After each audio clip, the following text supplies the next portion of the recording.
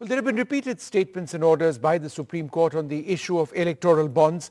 It's an issue which certainly affects the political system. It also affects business in the country and corporate interests. And as part of our effort at covering all sides of this argument, it's wonderful that we've got Mr. Mukul Rohatgi with us. He was in the Supreme Court yesterday, where he's spoken about his concerns, reflecting and representing the views of industry as well. Thanks, Mr. Rohtagi, very much for being with us. One of the arguments made in the Supreme Court was even if the Supreme Court prohibited the electoral bond scheme, the prohibition should come into effect only prospectively and not retrospectively. That's one argument that's been made. Why should those who make contributions or have made contributions be punished? Is that the basic point that the industry voice that you are representing is trying to make? See, Vishnu, let us start from looking at the whole thing in a wholesome manner.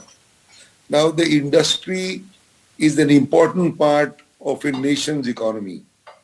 It contributes to the GDP, it contributes to the manufacturing base, it contributes to exports, it contributes to providing jobs. So it's extremely important.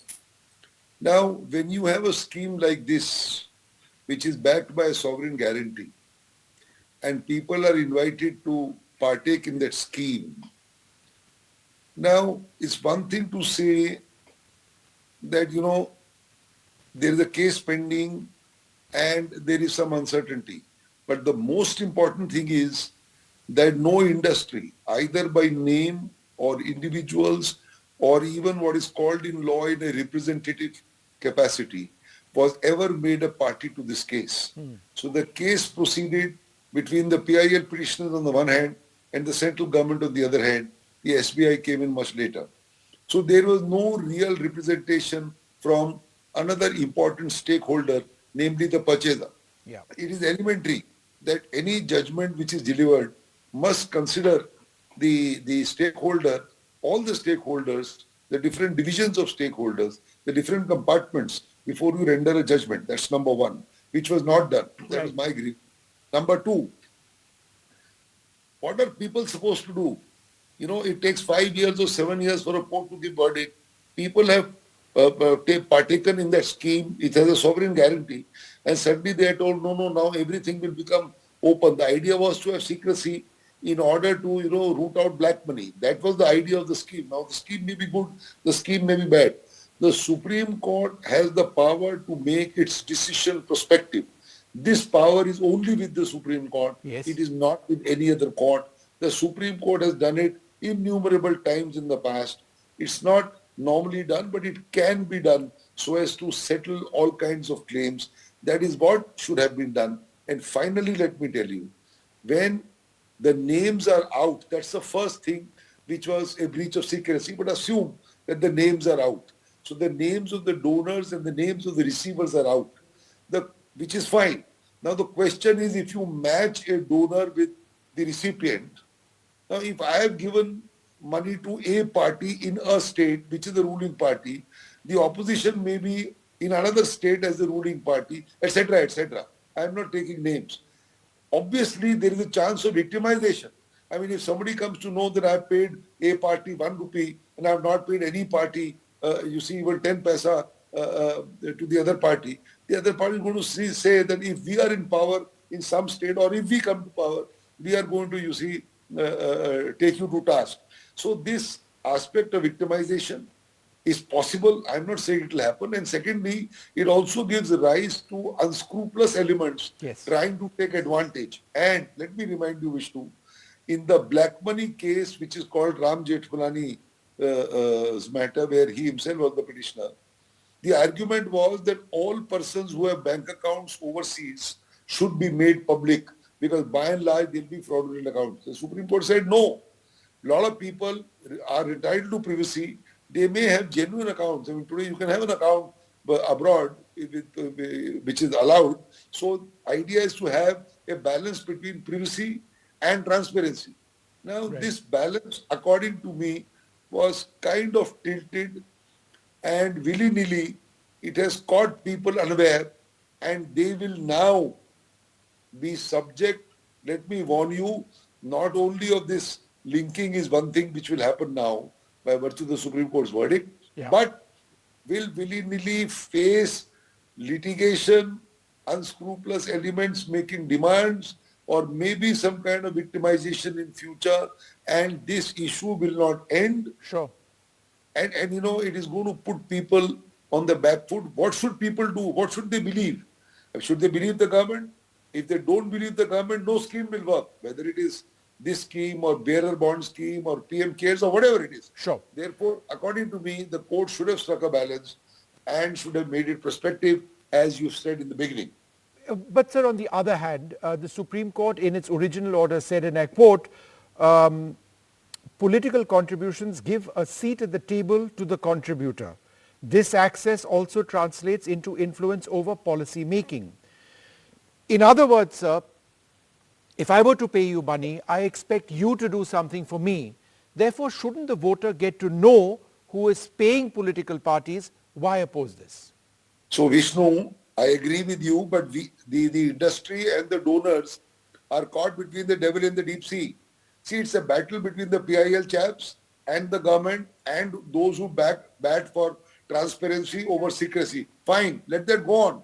But now if the battle is going to take 5 years or 6 years, and meantime the scheme is operative, either the Supreme Court should have suspended the operation of the scheme, that nobody from 2019 will partake in the scheme. The Supreme Court could have stayed it.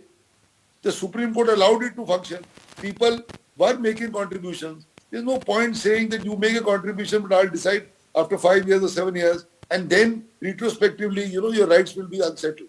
So the correct thing should have been, if it is so pernicious and will lead to, various imponderables, so to say, the Supreme Court could have suspended the operation of the scheme from 2019.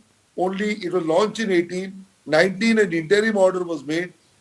Only some people would have bought in the first year. People are cautious. So 19, it could have been stayed. It would have remained stayed till 24, and then a verdict would have come where the damage would have been minimal. Today, the damage is incalculable.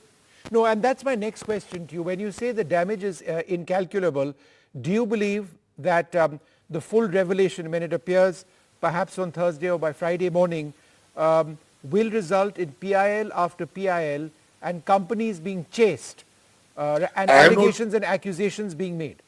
I have no doubt. You see, you want to join two dots.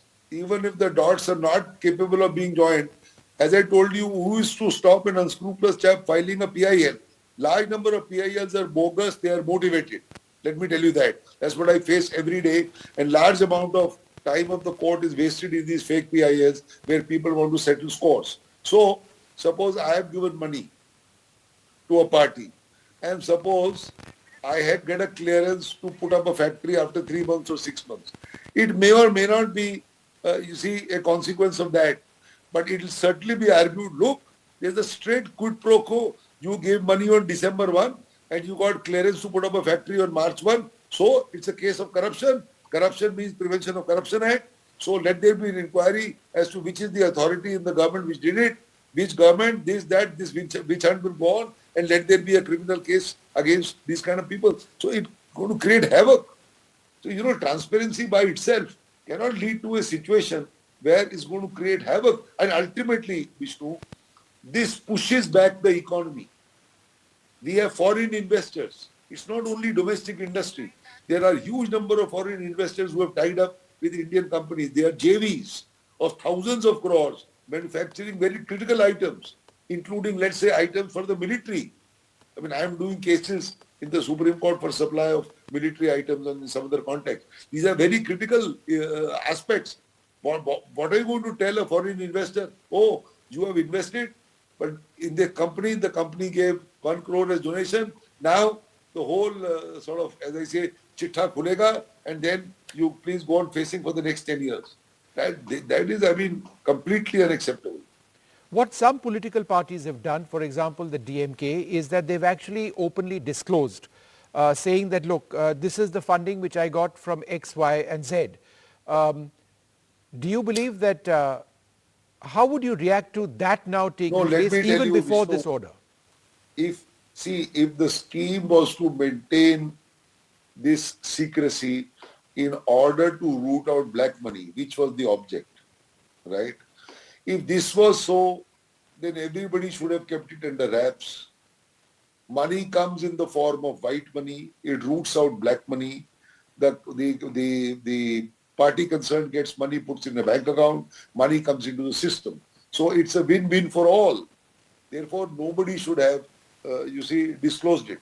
But now, how can you blame the parties who have disclosed? Because the Supreme Court has said that the scheme is unlawful, and the Supreme Court is directing SBI to, give all disclosures. Then why blame the parties?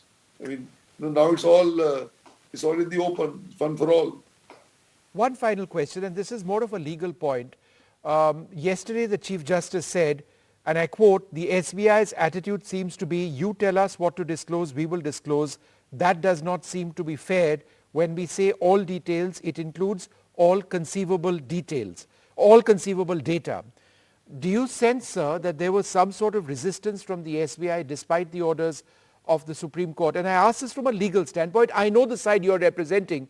I'm just trying to understand how this plays out. I don't think there was any deliberate attempt on part of SBI to stonewall it. SBI is a government bank. It should have nothing to hide. It is only kind of a bookkeeper who buys, who sells. Right. They really said that they never thought that the idea is to link by giving alphanumericals. The idea was at best to give the donors and give the recipients and then push it that way. That's how it happened.